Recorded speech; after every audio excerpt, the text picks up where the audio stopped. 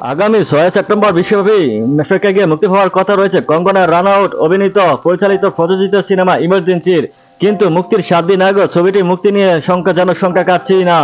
জানা গেছে মুক্তির সার্টিফিকেট এখনো দেয়নি সেন্সর বোর্ড। শুধু তাই না, ধর্ষণ ও প্রাণনাশের হুমকির মুখেও পড়েছেন কঙ্গনা।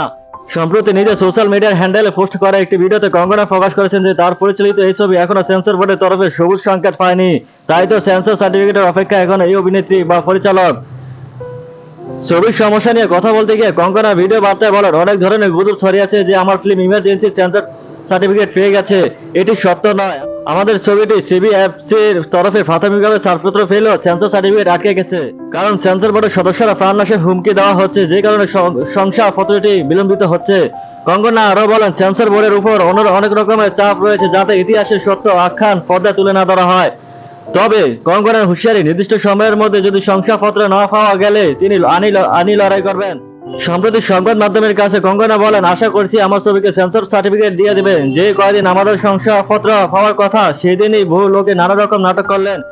অভিনেত্রী আরো বলেন, সেন্সর বোর্ডে নানা ধরনের সমস্যা রয়েছে। আমি আশা করছি এই ছবিটি মুক্তি পাবে। আমি এই ছবির মুক্তি নিয়ে খুবই আত্মবিশ্বাসী ছিলাম, কিন্তু আমার পায়ের তলা মাটি থেকে সরিয়ে দেওয়া হচ্ছে।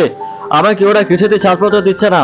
1975 সালের জুন মাসে দেশের জরুরি অবস্থা ঘোষণা করেছিলেন ভারতের তৎকালীন প্রধানমন্ত্রী ইন্দিরা গান্ধী।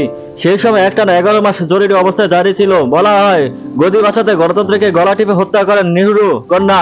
সেই বিতর্কিত অধ্যায়কে রূপালী পথে তুলে ধরতে চান বলিউডের ঠোঁট কাটা এই অভিনেত্রী।